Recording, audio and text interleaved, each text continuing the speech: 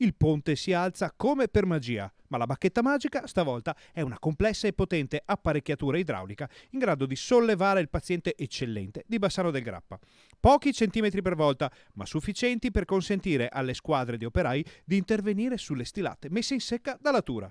Sono stati fatti principalmente due lavori. Il primo, il più importante, era quello di alzare il piano di calpestio per portarlo in quota e bloccarlo sotto i tralicci in acciaio che sono stati costruiti appositamente per tenere in sospensione il piano di calpestio stesso fin tanto che vengono effettuate le lavorazioni sulle stilate.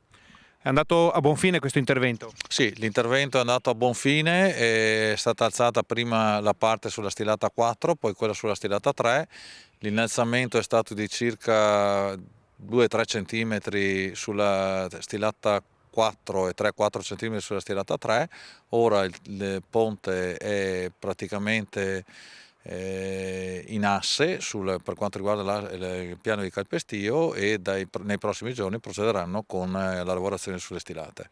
Per qualche ora il ponte è rimasto chiuso ai pedoni, ma per il resto della settimana sarà a disposizione di turisti e bassanesi.